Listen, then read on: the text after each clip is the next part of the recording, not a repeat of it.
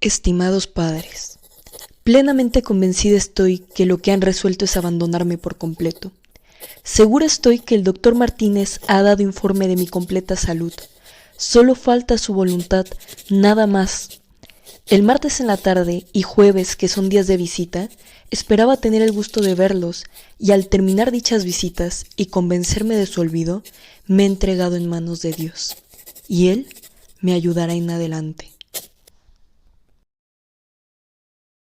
Te tengo una pregunta. ¿Te imaginas ser abandonada por tus padres, hermanos, amigos y en sí toda la gente que alguna vez conociste? Pero no que te abandonen en cualquier lugar, sino que lo hagan en un sitio donde te tengan retenida una horda de médicos que te dicen constantemente que te van a curar de una enfermedad que no entiendes, pero que tampoco puedes comprobar tangiblemente sus síntomas. ¿Te imaginas?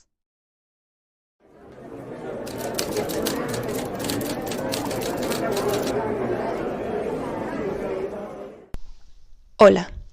El Manicomio General La Castañeda fue la magna obra con la que culminaron las ideas porfiristas de orden, progreso y modernidad.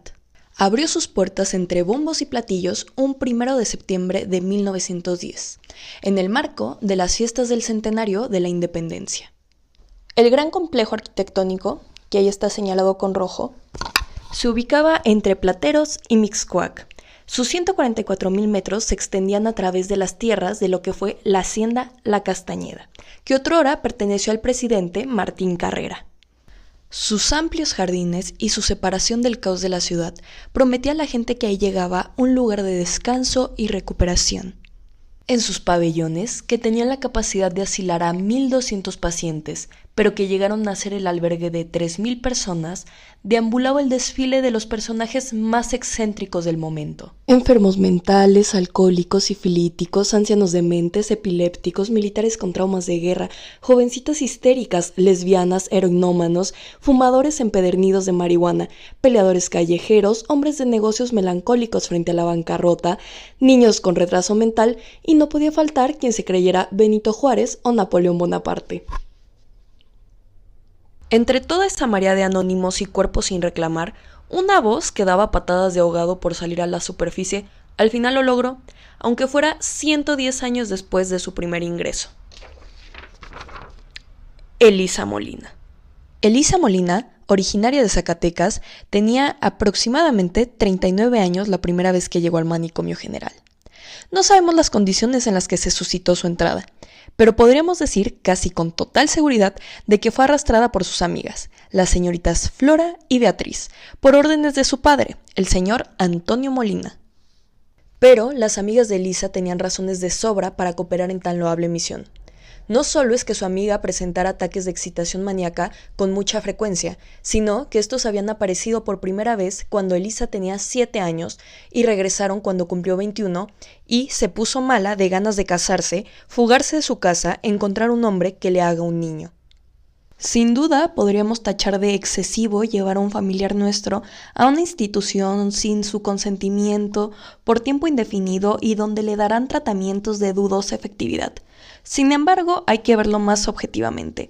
Hay que verlo sin ojos de nuestra época.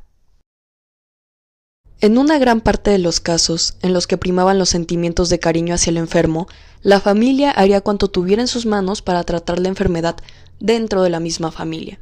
Aquí radicaba el núcleo principal de los cuidados. Sin embargo, imagínense ser el padre de Elisa, cuya obligación no era solo el cuidado de su hija enferma, sino que además tenía que proveer y proteger a la madre y al menos a 3 hijas más. Mientras Elisa tuviera un comportamiento tranquilo, dentro de la norma, no había ningún problema. Sin embargo, cuando las acciones de Elisa cayeran dentro de lo anormal e incluso peligroso, ponía en riesgo el bienestar del grupo, el control social y la disciplina doméstica. Es decir, el padre de Elisa acudió a la institución cuando el poder y las capacidades de la autoridad familiar fueron rebasados, porque recordemos que Elisa pasó muchos años en su casa, aún después de haber presentado episodios maníacos. Así, el manicomio se convertía para las familias en un medio que evitaba la erosión social. Además, por la laxitud en las normas, las pacientes no estaban completamente oprimidas como podríamos imaginar. Incluso algunas podían llegar a hacer vida normal.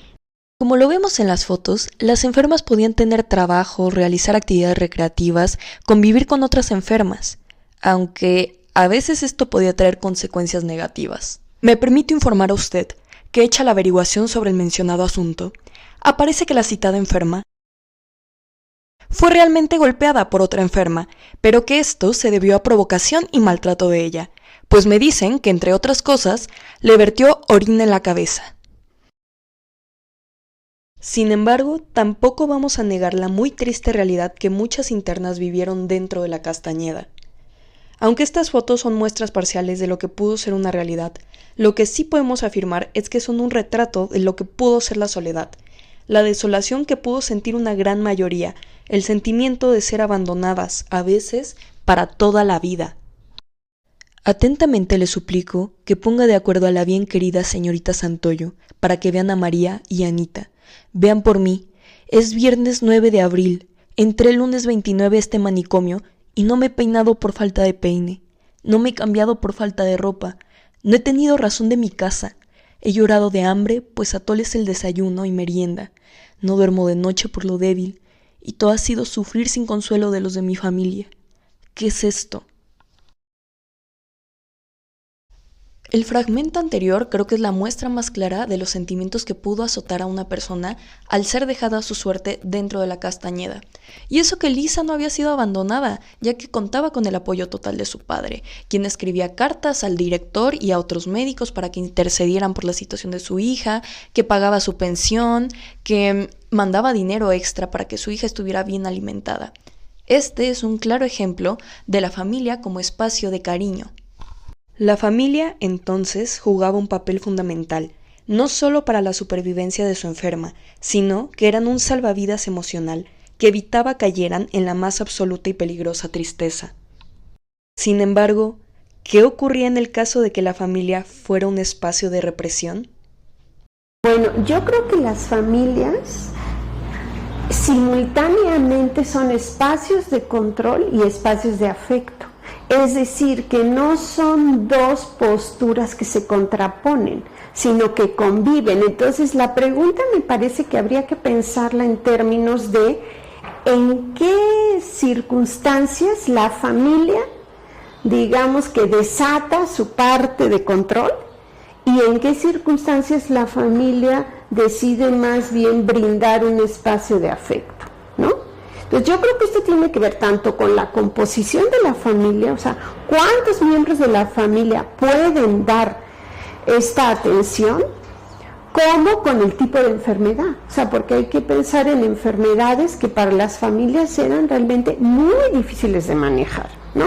Si hablamos en general de la psicosis, ¿no? De pacientes que tienen alucinaciones, que deliran, esto es bastante difícil de manejar para una familia y posiblemente la familia piensa que es mejor tener al paciente bajo ciertos límites, ¿no?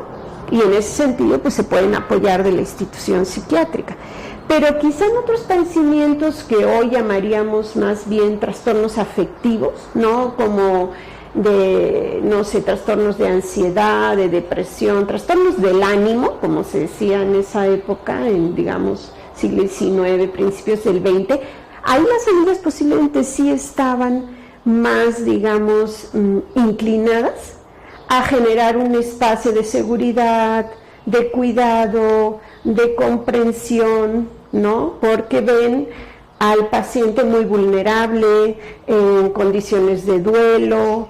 Entonces yo creo que también en este caso habría que ver eso, que la familia puede moverse como que en espacios diferenciados, ¿no? Dependiendo de pues, las circunstancias, sobre todo la enfermedad, la capacidad adquisitiva, es un poco lo que podría decirte. Fuese como fuese, la de Lisa es una historia que nos recuerda los matices y tensiones que hubo dentro de las familias de los pacientes psiquiátricos, en donde no había héroes ni villanos, solo gente tratando de sobrellevar situaciones desafortunadas.